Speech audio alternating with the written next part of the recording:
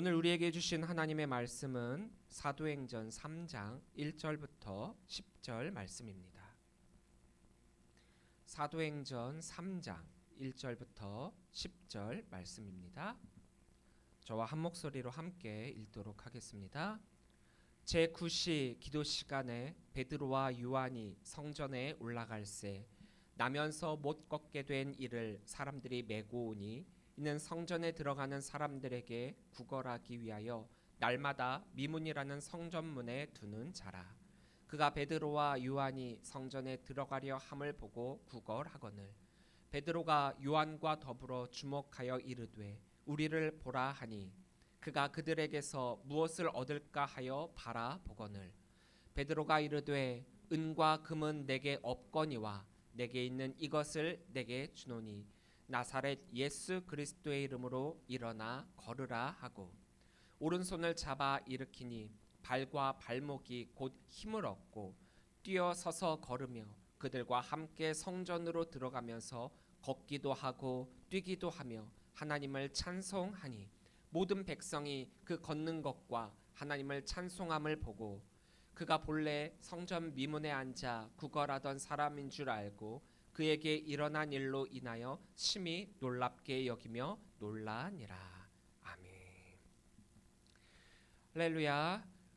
오늘도 귀한 주님의 자리에 나오신 우리 귀한 성도님들을 주의 이름으로 사랑하고 축복합니다. 성령은 선교가 필요한 곳에 또 복음이 전해져야 하는 그곳에 반드시 임하고 그때 맞는 그리고 상황에 꼭 필요한 역사를 주시는 분이십니다. 성령의 역사는 분명 그 자체로도 의미가 있지만 그 역사의 뒤편에 이루시고자 하는 목적이 반드시 있다라는 사실을 우리가 기억하면서 이적 그 자체도 좋지만 그 이적 뒤편에 있는 성령의 계획하심을 우리가 놓치지 말아야 할 것입니다. 우리가 사도행전을 읽으면서 이 부분을 주의 깊게 봐야 합니다. 성령의 역사가 성령의 이적이 너무나도 많이 일어나고 있고 그 이적으로 말미암아 놀라는 사람들도 많이 있지만 이 성령의 역사와 함께 일어난 이적들 또 사도들의 행적들 하나하나 모두 그냥 허투루 일어난 것이 아니라 성령님께서 그 어느 것 하나라도 하나하나 계획하에 꼭 들어맞게끔 필요한 때에 일어난 사건이라는 점을 우리가 이 사도행전을 읽으면서 놓치지 말아야 할 것입니다. 그러면서 왜 그때 이러한 성령의 역사가 일어나게 되었는가 그것을 찾아보면 이 사도행전을 읽는 큰 재미가 있게 될 것입니다. 오늘 우리가 읽은 사도행전 3장의 말씀은 초대교회가 오순절 성령 강림 이후 첫 번째 일어난 이적의 말씀을 우리들에게 소개를 해주고 있습니다. 한마디로 요약을 하자면 베드로와 요한이 기도하러 성전에 올라갔을 때 성전 미문에 앉아 있었던 나면서부터 걷지 못한 안증뱅이를 이 베드로와 요한이 말씀으로 고쳐주셨다입니다. 1절입니다. 제9시 기도 시간에 베드로와 요한이 성전에 올라갈새. 어떻게 보면 유대인들에게 기도한다라고 하는 것은 지극히 너무나도 당연한 것입니다. 당연하다라고 하는 것이 습관적으로 여겨져서 아무 의미 없는 행동이 될 수 있을지도 모르지만 그렇지 않고 순수하게 신앙적으로 따진다라고 한다면 이들은 철저하게 시간과 장소를 구분하여 하나님과의 만남을 소중히 여기고 또 이 기도의 시간을 통하여서 하나님을 만나 자신을 돌이켜볼 수 있는 또 하나님의 말씀을 들으면서 그 말씀에 순종할 수 있는 아주 귀한 시간이 될 수 있습니다. 우리는 바리새인적 모습에 따라 형식적이고 율법적인 것에 대한 어떤 거부감을 좀 가지고 있어요. 성경을 보면 이들의 이러한 행위 하나하나가 뭔가 계산적이고 따지고 이해득실을 가지는 것들로 생각하고 예수님께서 그들의 모습을 보며 그들을 책망했던 그런 것들을 보면서 상당히 부정적인 시각을 가지고 있는 것이 맞기는 하지만 그러나 그렇다라고 해갖고 이들의 순수한 신앙까지 매도할 필요는 없습니다.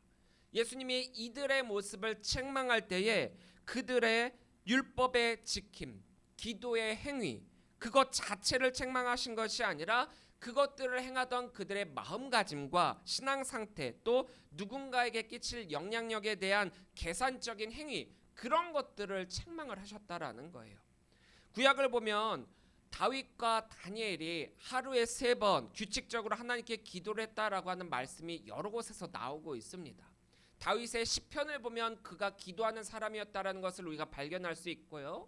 또 식민지로 끌려갔던 다니엘이 정확하게 3번의 시간이 어느 시간대에 있는지는 알 수 없지만 그가 있는 그 곳에서 예루살렘을 향해 창문을 열고 하루 3번 하나님께 기도했다라고 하는, 규칙적으로 기도하는 그의 모습이 다니엘서에 나타나고 있습니다.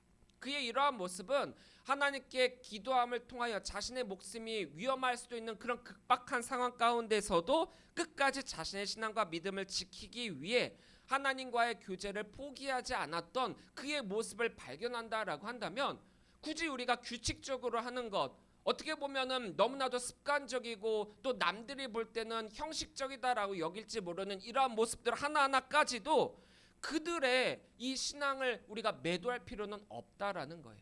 그러한 것으로 우리가 치부하고 그러한 모습을 부정적으로만 볼 필요는 없다라는 거죠. 이것이 유대인들의 신앙생활이었고 하나님을 향한 그들의 믿음이 이 기도 시간 가운데 나타나고 있다라는 겁니다.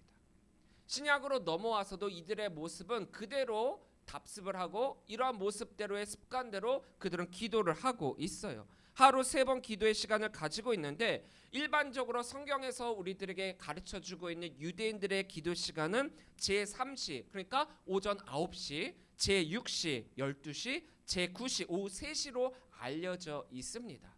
근데 이게 상황적이나 일반적인 것으로 바라봤을 때 이 시간을 계산을 했을 때 매일 이 시간에 이들이 기도하는 것은 좀 불가능해 보인다라고 합니다.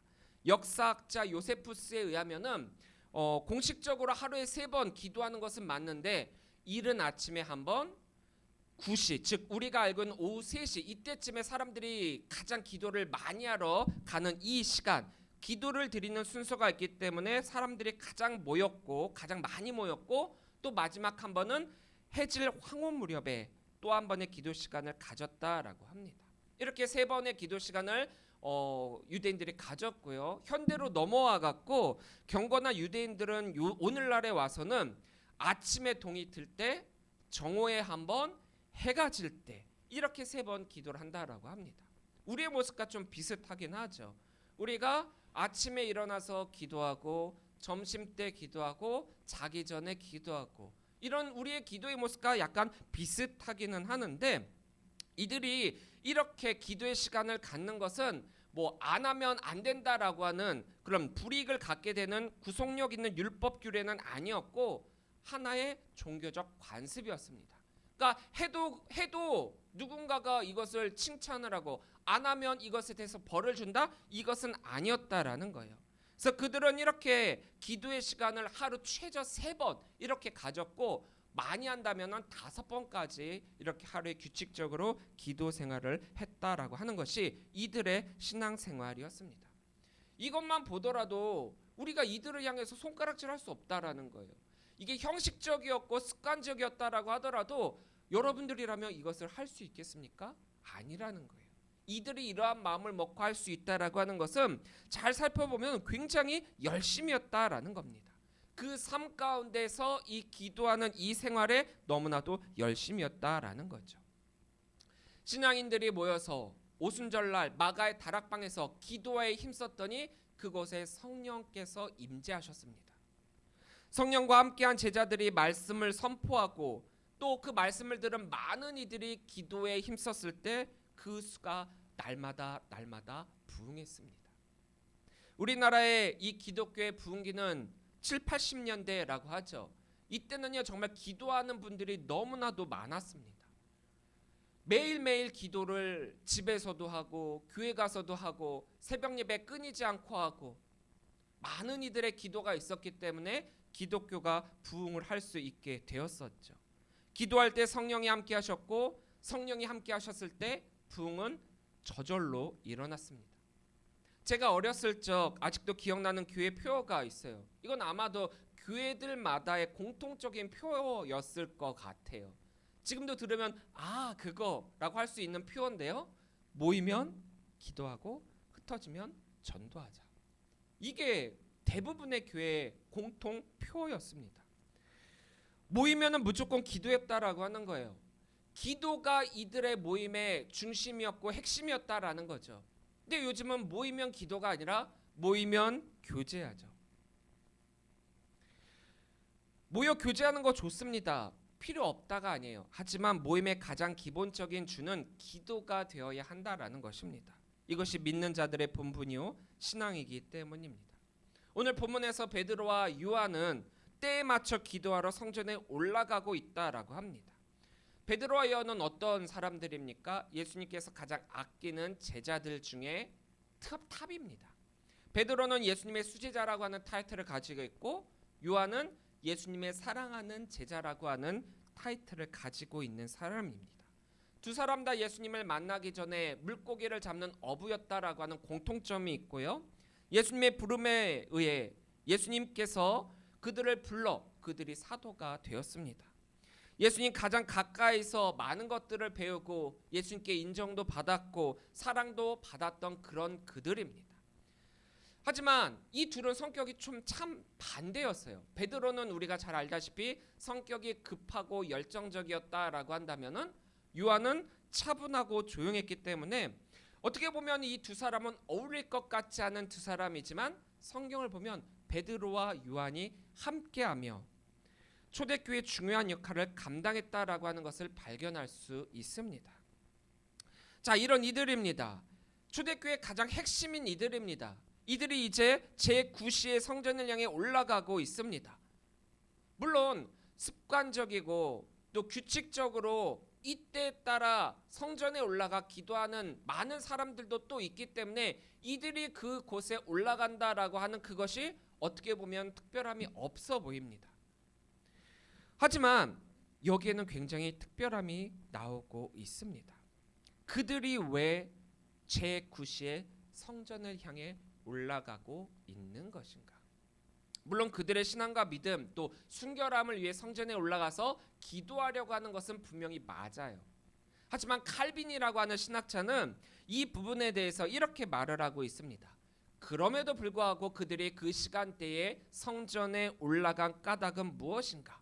바로 그 시간에는 특별히 많은 사람들이 모임으로 그곳에서 복음을 전파하기에 좋은 기회라고 여겨서 그때에 올라갔다라는 겁니다.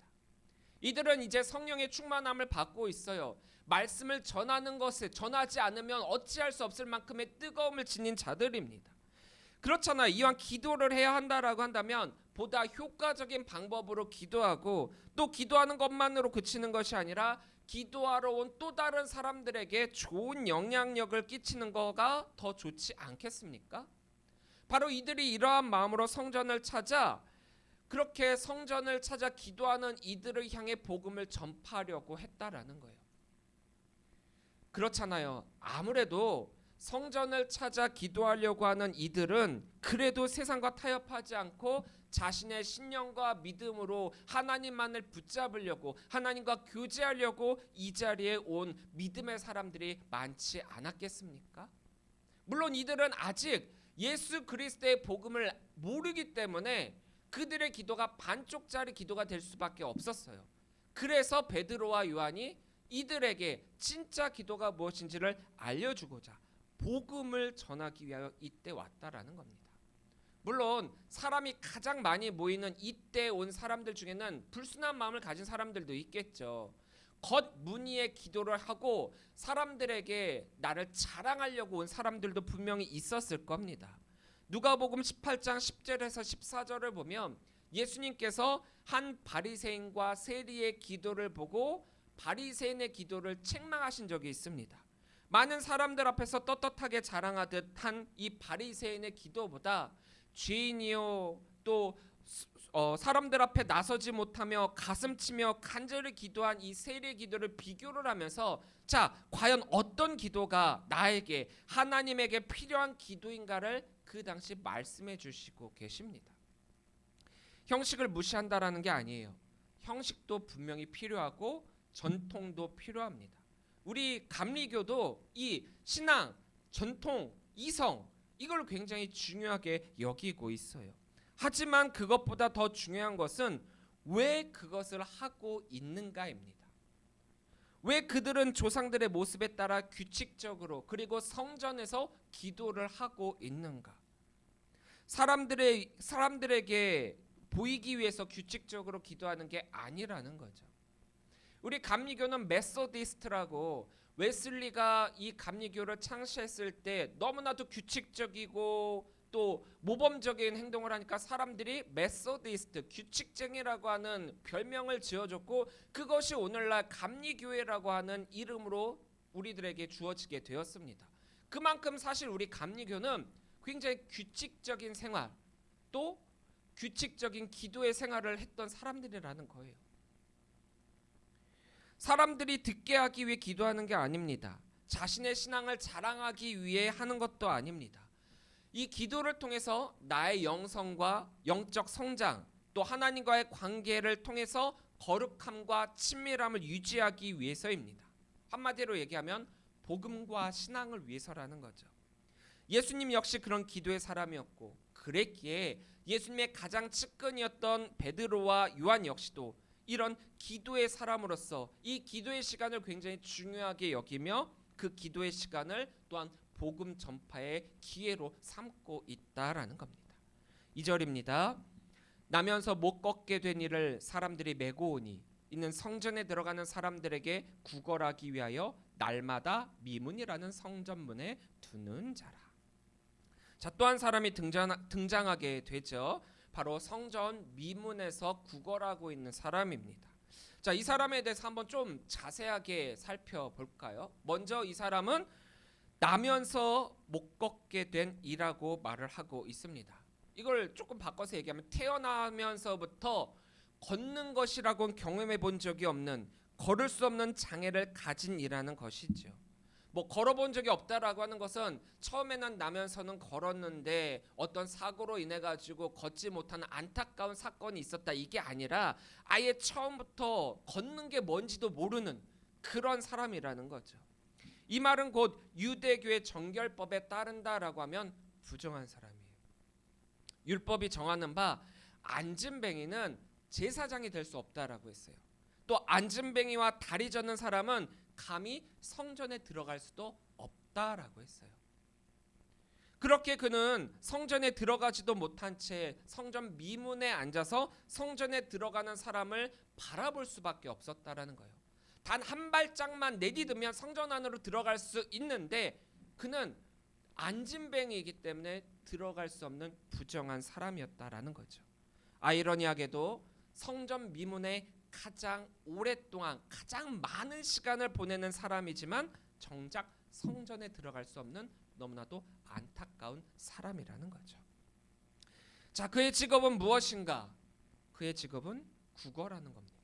물론 걸을 수 없어 그가 할 수 있는 것이 없기 때문에 구걸한 것은 맞지만 당시의 상황적인 요소에 따라서 그가 구걸이라고 하는 직업을 갖는다라고 하는 것도 어떻게 보면 시대적 필요에 의한 것이었습니다. 유대교는 남을 돕는 것, 선행을 베푸는 것, 구제하는 것 이걸 굉장히 큰 덕으로 여기고 있었어요.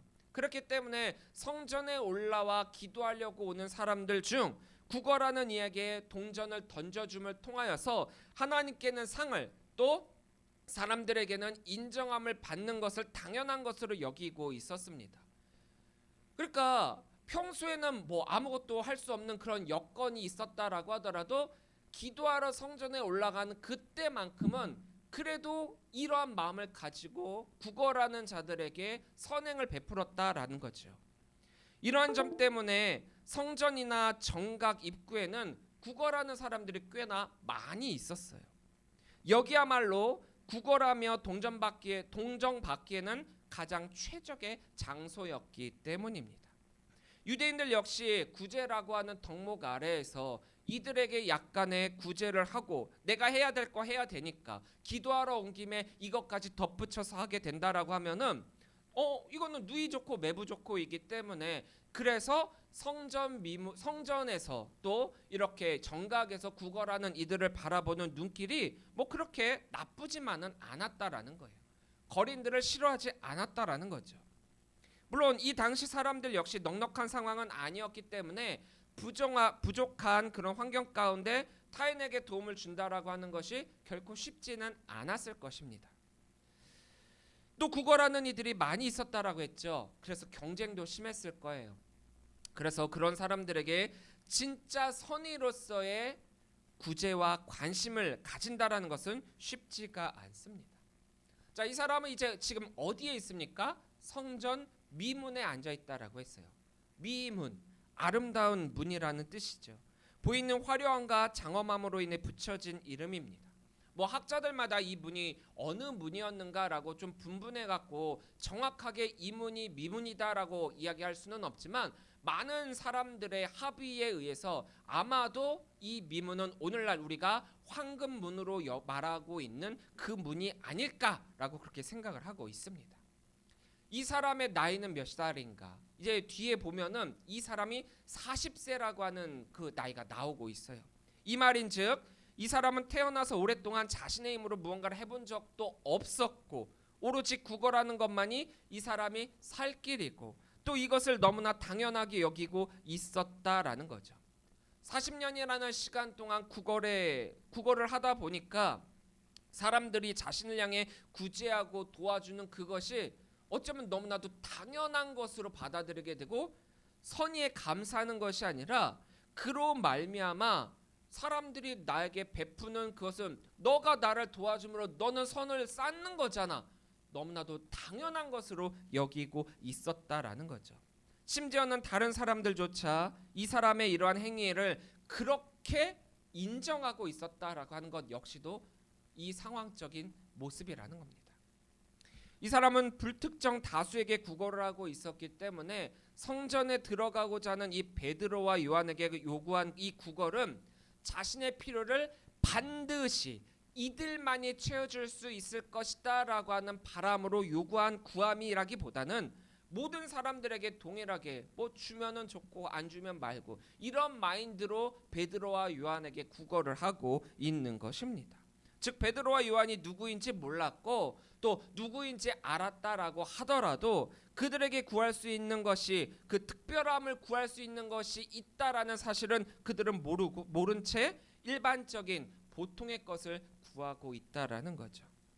주면 땡 잡은 것이고 말면 말고 어떻게 보면 자신의 육체적 아픔을 이용해서 다른 사람의 치근함을 유도하고 다른 구걸하는 사람들보다 조금 더 우위에 있어서 구걸을 했다라고 할까요? 필요한 것을 구하고 있기는 하지만 정말 이것 아니면 안 돼 라고 하는 심정의 간절함으로 이 자리에 있는 것은 아니었다라는 겁니다. 3절부터 5절 말씀입니다. 그가 베드로와 요한이 성전에 들어가려 함을 보고 구걸하거늘 베드로가 요한과 더불어 주목하여 이르되 우리를 보라 하니 그가 그들에게서 무엇을 얻을까 하여 바라보거늘. 구걸의 3대 원칙을 아세요? 구걸의 3대 원칙. 첫째, 돈과 같이 어디서나 유용하게 쓰일 수 있는 물건들을 구한다. 둘째, 될 수 있는 한 많이 구한다. 셋째, 구걸받는 것에 대한 대가를 갚지 않는다. 이게 구걸의 3대 원칙입니다. 들어보셨나요? 보신 적 있나요? 없죠? 네, 원래 없는 말이에요. 이건 제가 정한 구걸의 3대 원칙입니다. 근데 잘 생각해 보시면 제가 왜 이것을 3대 원칙이라고 했는지 눈치를 채실 수 있으실 거예요. 이 세 가지가 바로 세상 사람들이 바라고 원하는 바람이요 소망이기 때문입니다. 그와 동시에 받는 것에만 익숙한 사람들의 태도이기도 합니다. 기도하는 시간이기에 기도하러 성전에 올라갔던 베드로와 요한입니다.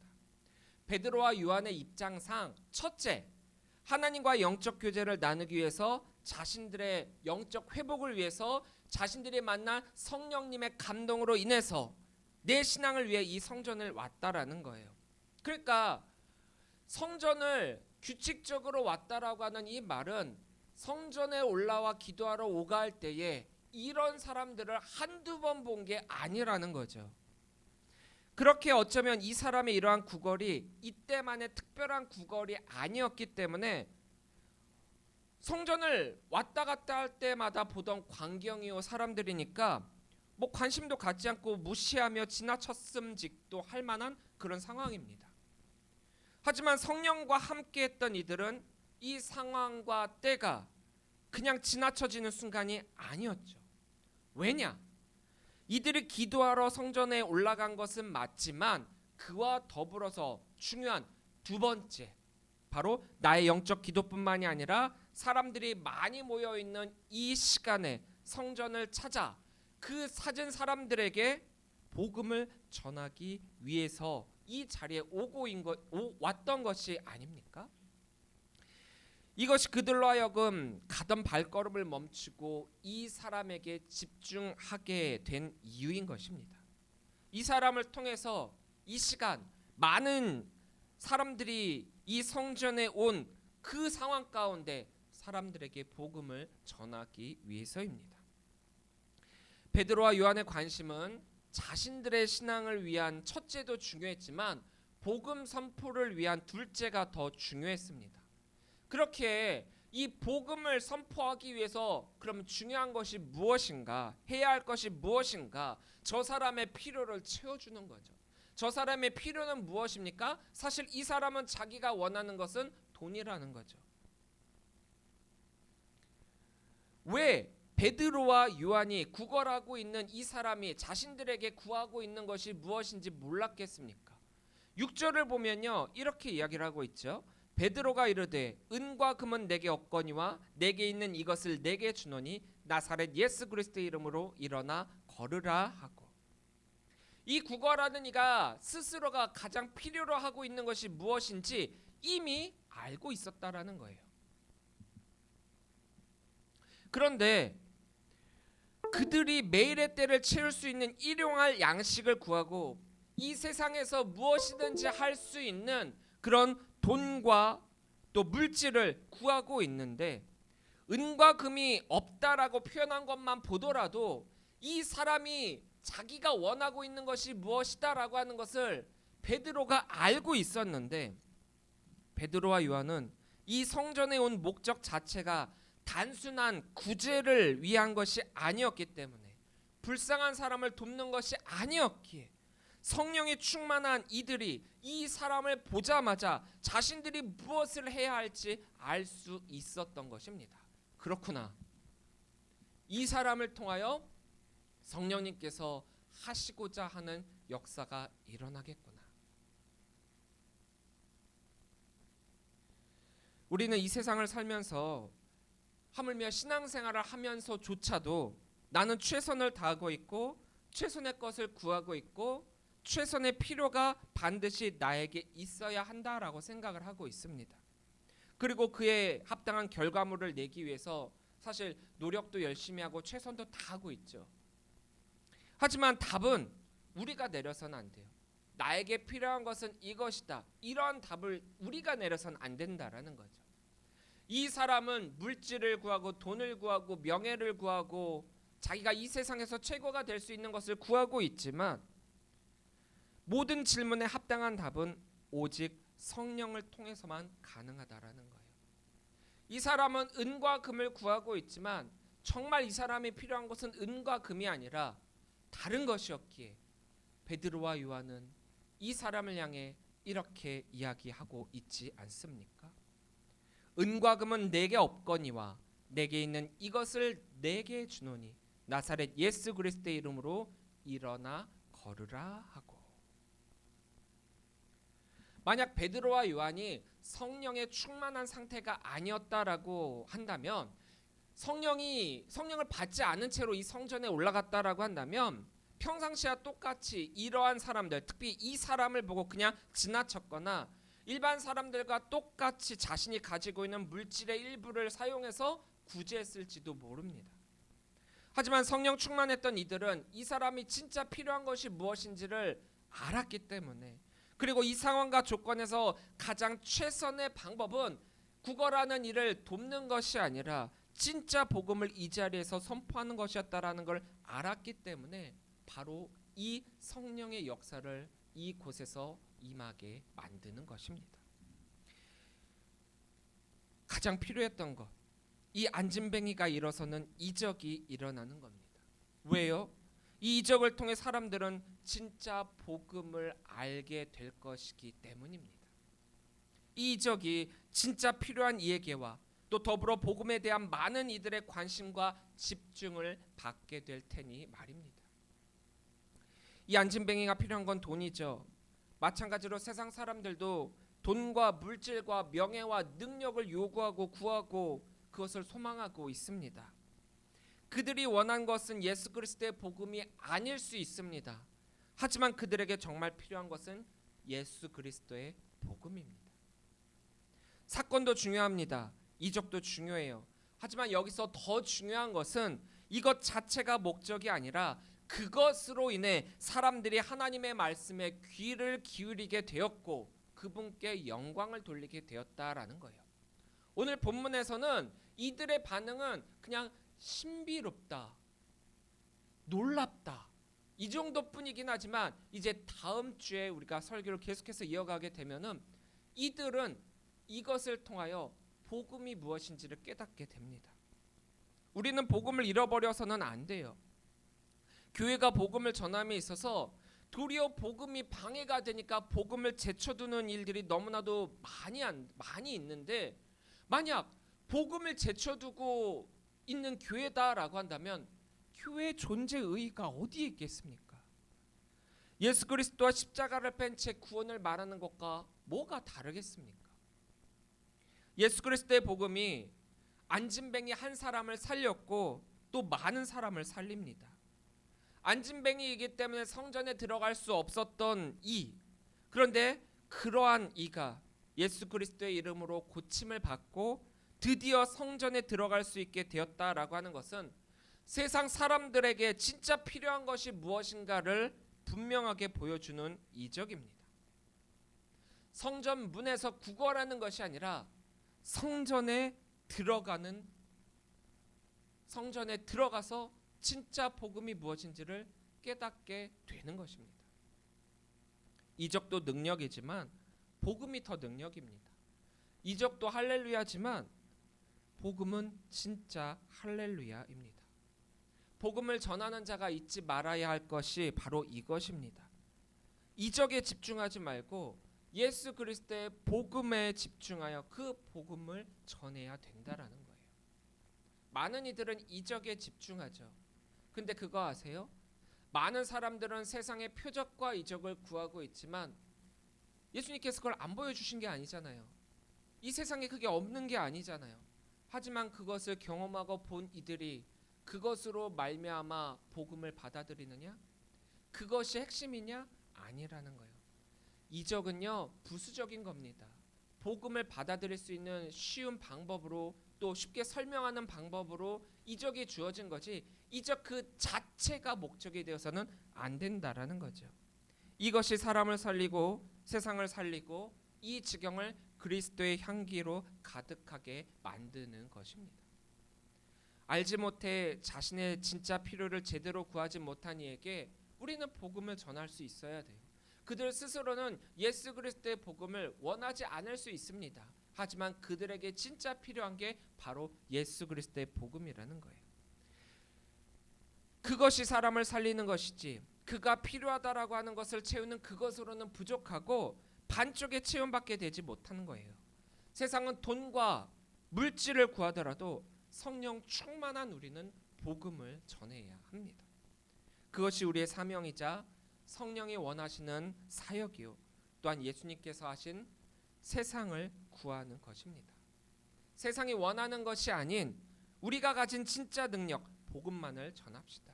우리 모든 성도님들 역시도 기도하는 성령의 사람들이 되셔서 성령님이 말씀하시는 때에 성령님이 말씀하시는 방법으로 성령님이 이루시고자 하는 역사를 통해 복음만을 선포하셔서 복음의 진리가 이 땅 가득 넘치도록 그리스도의 향기를 전하시는 우리 귀한 성도님들이 되시기를 바랍니다. 이적 좋습니다. 이적 바라봅시다.